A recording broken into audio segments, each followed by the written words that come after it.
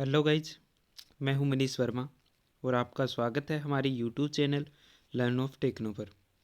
तो जैसा कि आप सब जानते हैं, एएलपी टेक्नीशियन के लिए वन लाइनर एमसीक्यू की सीरीज़ है वो हमारी चल रही है, काफ़ी दिनों से कंटिन्यू है।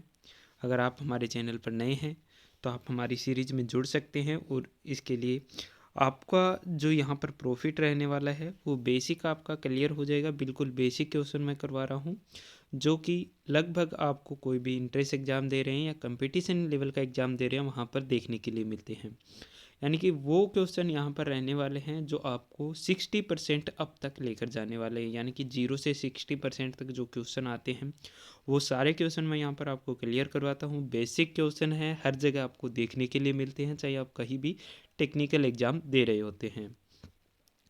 क्योंकि ये हमारा जो चैनल है ये आईटी स्टूडेंट के लिए 100% डेडिकेटेड चैनल है। तो अगर आपने चैनल को सब्सक्राइब नहीं किया है तो सब्सक्राइब कर लीजिएगा और वीडियो को एंड तक ज़रूर वॉच कीजिएगा। ठीक है, तो चलिए क्लास को शुरू करते हैं। फर्स्ट क्वेश्चन है हमारा आज का, हाई स्पीड स्टील टूल का प्रयोग करते हुए माइल्ड स्टील की टर्निंग करने के लिए 35 से 50 मीटर पर मिनट रेंज की कटिंग स्पीड है वो उपयुक्त होती है। यानी कि टूल हमारा कौन सा है, यहाँ पर HSS का है। HSS का मतलब क्या होता है, हाई स्पीड स्टील होता है, और एक होता है HCS। एक क्या होता है, HCS। HCS होता है हाई कार्बन स्टील।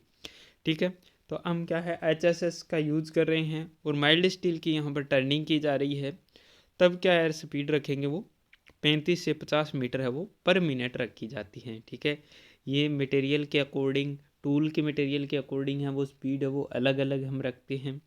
ठीक है, जैसे किसी के लिए कम रखते हैं, किसी के लिए ज़्यादा रखी जाती है। वहीं पर बात करें फिनिश टर्निंग की तो वहाँ पर स्पीड ज़्यादा रखते हैं। रफ़ टर्निंग की बात करें तो वहाँ पर स्पीड है वो कम रखी जाती है। ठीक है, इसके अलावा फीड भी डिपेंड करती है। तो ये सारी चीज़ें हैं वो इन पर डिपेंड करती है। ठीक है, लेथ मशीन में हम इसको कंप्लीट भी करेंगे। ठीक है, पहले जो हमने किया है थ्योरेटिकल, उसमें काफ़ी क्लास है वो लेथ मशीन की हुई है, चैप्टर वो बहुत बड़ा है। नेक्स्ट है हमारा सेकंड क्वेश्चन, फाइन एज वाले टूल की ग्राइंडिंग करने के लिए सिलिकेट बॉन्ड वाला ग्राइंडिंग व्हील है वो उपयुक्त होता है। यानी कि फाइन एज वाले टूल का क्या मतलब होता है, जिसे मतलब शार्प फिनिशिंग वगैरह लेनी हो या फिर शार्प कटिंग वगैरह करनी हो। ठीक है, यानी कि कहीं एक्यूरेट कोई कटिंग वगैरह करनी हो तो वहाँ ऐसे टूल की ग्राइंडिंग करने के लिए हम सिलिकेट बॉन्ड वाला ग्राइंडिंग व्हील यूज करते हैं। वैसे जो हम यूज करते हैं वो ज़्यादातर हम यूज़ करते हैं वो एल्यूमिनियम ऑक्साइड वाला व्हील है वो यूज़ करते हैं। ठीक है, और यहाँ पर बॉन्ड की बात की गई है। ठीक है, तो हम जो बॉन्ड की बात करें तो उसमें जो एल्यूमिनियम ऑक्साइड वाला होता है उसके साथ में विट्रीफाइड बॉन्ड है वो ज़्यादातर यूज किया जाता है। क्योंकि हमारे 90% जो ग्राइंडिंग व्हील होते हैं जो नॉर्मली हम यूज़ करते हैं वो विट्रीफाइड बॉन्ड के द्वारा बनाए जाते हैं। विट्रीफाइड बॉन्ड के साथ में उनको जोड़कर तैयार किया जाता है। ठीक है, जैसे कि आपको पता ही होगा जो हमारा ग्राइंडिंग व्हील होता है वो एब्रेसिव और बॉन्ड को मिलाकर ही बनाया जाता है। नेक्स्ट है हमारा रीमर। तो इसमें क्या दिया है, रीमर का एक पार्ट्स जो चिप्स को पास करता है और कूलेंट को कटिंग एज तक पहुंचाता है उसे फ्लूइड्स कहते हैं। यानी कि रीमर की जो बॉडी होती है उसके ऊपर क्या कटे होते हैं, फ्लूइड्स कटे होते हैं। अब फ्लूइड्स कटे होंगे तो वहाँ पर क्या होगा, एक तो कूलेंट को पॉइंट तक पहुँचाएगा वो, दूसरा चिप्स को बाहर निकालेगा, और थर्ड काम क्या होता है कि रीमर में जितने फ्लूइड्स कटे होंगे उतने ही कटिंग एज उसके बनकर आएंगे। ठीक है, तो फ्लूइड से तीन हमें क्या मिलते हैं, एडवांटेज मिलते हैं। क्या क्या, एक तो जितने फ्लूइड्स होंगे उतने ही हमारे कटिंग एज होंगे। दूसरा क्या होगा कि जो चिप्स है वो आसानी से बाहर आ जाएंगे, और थर्ड क्या होगा, कूलेंट को कटिंग पॉइंट तक हम आसानी से पहुंचा सकते हैं। नेक्स्ट क्वेश्चन है, फीलर गेज का प्रयोग मेटिंग पार्ट्स के बीच में गैप चेक करने के लिए किया जाता है। मोस्ट इंपॉर्टेंट क्वेश्चन है डियर फ्रेंड। फीलर गेज से रिलेटेड बहुत बार क्वेश्चन पूछा जाता है, बहुत बार, लगभग आपको देखने के लिए मिल जाता है। ठीक है, फीलर गेज का प्रयोग मेटिंग पार्ट्स के बीच में गैप चेक करने के लिए करते हैं। यानी कि फीलर गेज है जो क्या होती है, एक पत्ती होती है पतली सी, इसका यूज हम कहाँ पर करते हैं, दो पार्ट्स है जो आपस में क्या हो रहे हैं, फिट हो रहे हैं या मैच हो रहे हैं, तो उनके बीच में गैप कितना बचा है, क्लियरेंस उसके बीच में कितना रह गया है, वो चीज़ चेक करने के लिए हम फीलर गेज का यूज़ करते हैं। एक इसमें क्वेश्चन पूछा जाता है कि फीलर गेज का दूसरा नाम क्या होता है। तो क्या फीलर गेज का क्लियरेंस गेज होता है, या गैप गेज होता है, या फिर थिकनेस गेज होता है। ठीक है, तो इस प्रकार से आपको दिया हुआ मिलता है। तो उसमें आपको आंसर में क्लियरेंस गेज है वो ज़रूर मिलेगा, और 90% स्टूडेंट है वो क्लियरेंस गेज पर टिक मार्क करके आते हैं, लेकिन वो क्वेश्चन का आंसर है वो गलत होता है। गलत क्यों होता है? क्योंकि फीलर गेज का दूसरा नाम है वो थिकनेस गेज होता है। फीलर गेज का दूसरा नाम क्या होता है? थिकनेस गेज होता है। और उसका यूज हम कहाँ करते हैं? तो दो मीटिंग पार्टों के बीच में क्लियरेंस चेक करने के काम में करते हैं। ठीक है, गैप चेक करने के काम में आता है वो, गैप गेज या क्लियरेंस गेज नहीं होता है। याद रखना डियर फ्रेंड, बहुत बार क्वेश्चन आता है, very very most important question है। नेक्स्ट है हमारा वर्नियर हाइट का साइज उसके बीम की ऊंचाई से लिया जाता है, जो सामान्य रूप से 300 मिलीमीटर होता है। वर्नियर हाइट गेज का साइज है वो बीम की हाइट से लिया जाता है, यानी कि बीम के ऊपर क्या होता है, वर्नियर हाइट गेज में मार्किंग की हुई होती है, डायमेंशन है, साइज है वो लिखा हुआ होता है। तो उस पर जितना अधिकतम साइज लिखा हुआ होता है वही उसका साइज होता है। ठीक है, वर्नियर हाइट गेज आपने सबने देखा होगा, मार्किंग करने के काम में आता है, गोल रोड का सेंटर निकालने के काम में आता है। ठीक है, तो वर्नियर हाइट गेज के यूज होते हैं, अलग अलग कार्य के अकॉर्डिंग हम यूज कर सकते हैं। एक बेंड स्क्राइबर वाला होता है, एक ऑफसेट स्क्राइबर वाला होता है, एक स्ट्रेट स्क्राइबर वाला होता है। दो प्रकार के नॉर्मली देखने के लिए मिल जाते हैं। नेक्स्ट है हमारा 3 स्क्वायर स्क्रैपर का प्रयोग छोटे व्यास के सुराखों की स्क्रैपिंग करने के लिए किया जाता है। 3 स्क्वायर यानी कि ट्रायंगुलर स्क्रैपर का यूज है वो छोटे व्यास के सुराखों की स्क्रैपिंग करने के लिए किया जाता है, या फिर जैसे बीरिंग सरफेस वगैरह तैयार करने के लिए, बीरिंग की अंदरूनी सरफेस तैयार करने के लिए हम 3 स्क्वायर ट्रेंग स्क्रैपर होता है, ट्रेंगुलर स्क्रैपर जिसको बोलते हैं, उसका यूज हम करते हैं। वहीं पे एक और पूछा जाता है कि बुल नोज स्क्रैपर होता है। बुल नोज स्क्रैपर होता है तो वो क्या है, कोई पर्टिकुलर सरफेस पर स्क्रैपिंग करनी हो, यानी कि एक निश्चित जगह पर, जैसे मान के चलो कि ये हमारा क्या है, वर्क पीस है, लेकिन ओनली यहाँ पर स्क्रैपिंग करनी है पर्टिकुलर सरफेस पर, तो वहाँ पर कौन सा यूज करते हैं हम? बुल नोज स्क्रैपर है वो यूज करते हैं, जिससे क्या एक पर्टिकुलर सरफेस पर हम आसानी से स्क्रैपिंग कर सकते हैं। नेक्स्ट क्वेश्चन है हमारा, किसी साइज की अधिकतम लिमिट और न्यूनतम लिमिट के बीच के अंतर को टॉलरेंस कहते हैं, यानी कि हाई लिमिट साइज और लो लिमिट साइज के अंतर को, डिफरेंट को टॉलरेंस कहते हैं।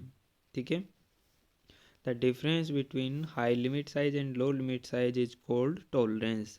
किसी साइज की अधिकतम लिमिट यानी कि हाई लिमिट क्या है, ठीक है, यानी कि साइज का अधिकतम, जैसे मान के चलो कोई पार्ट है 25 मिलीमीटर का हमें बनाना है, प्लस में उसमें दे दिया 0.2 मिलीमीटर, तो अधिकतम साइज क्या, अधिकतम लिमिट कितनी हुई 0.2, और न्यूनतम माइनस से दे दी 0.2, तो न्यूनतम लिमिट इन दोनों के बीच का अंतर होगा वही तो टॉलरेंस होगी।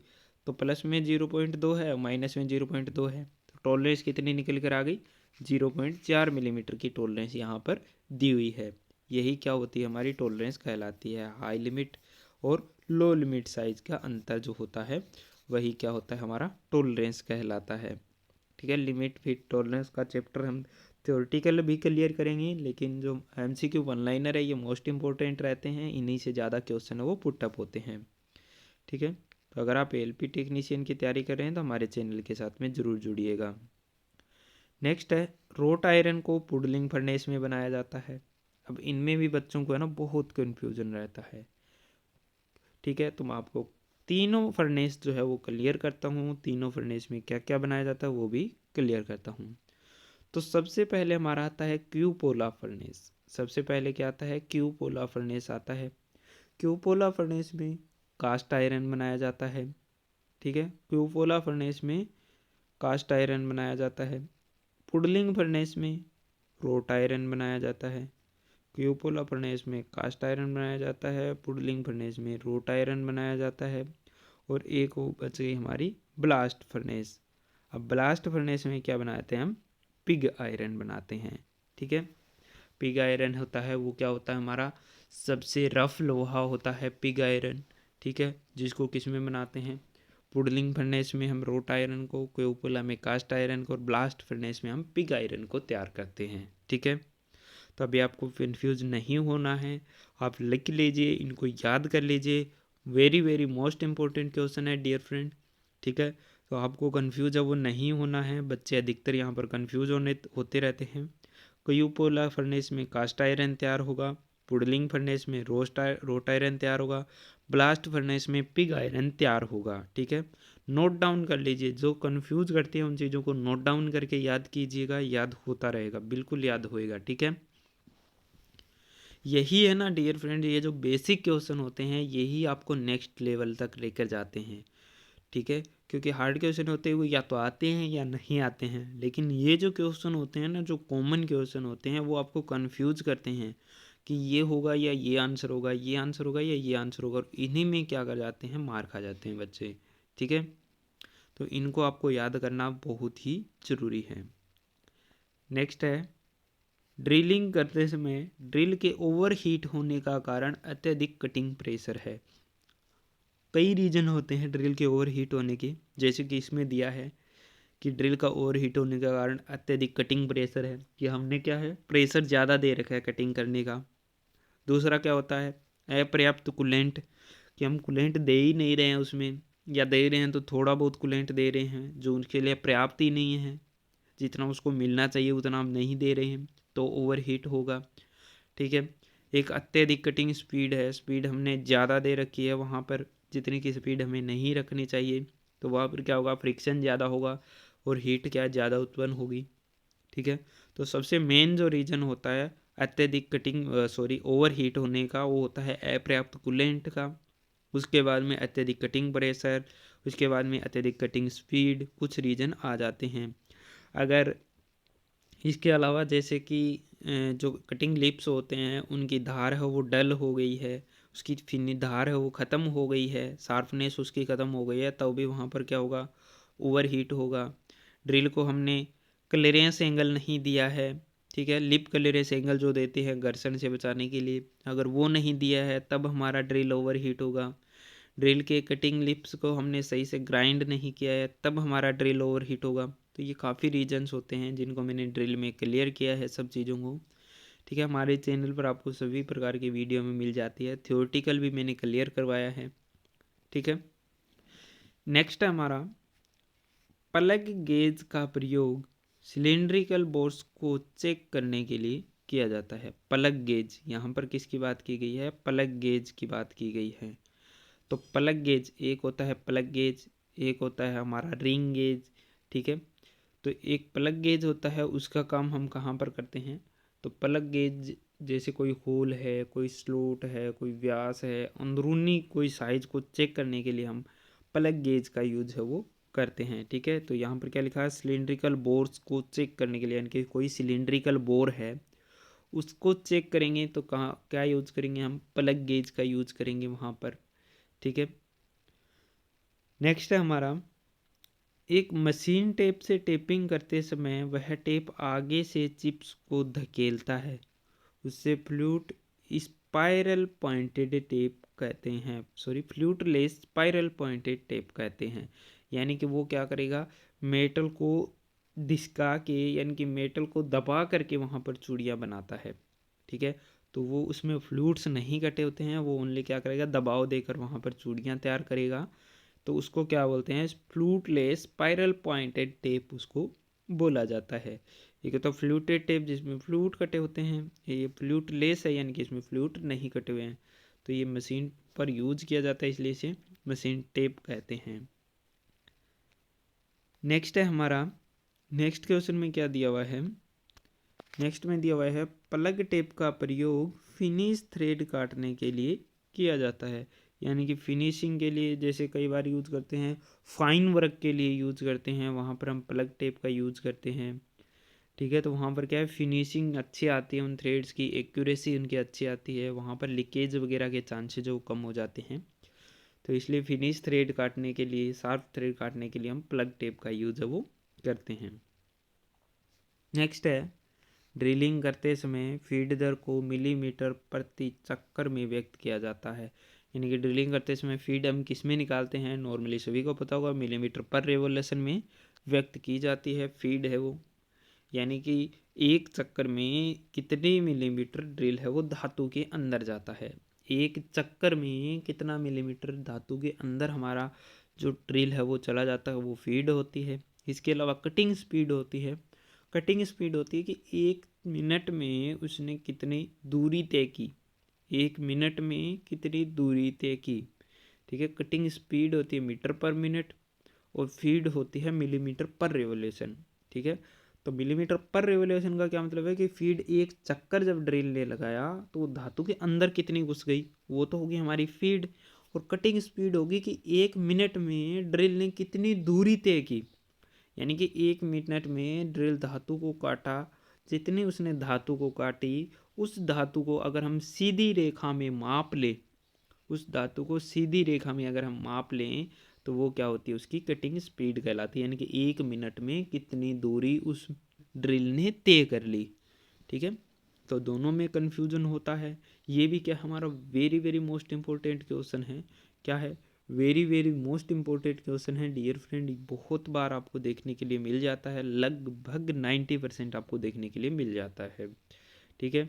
तो हमारी जो वन लाइनर एमसीक्यू की जो क्लास रहती है उसमें इसी प्रकार के very very most important question वो आपको देखने के लिए मिलते हैं, ठीक है। तो आज की वीडियो में बस इतना ही, बाकी हम देखेंगे नेक्स्ट वीडियो में।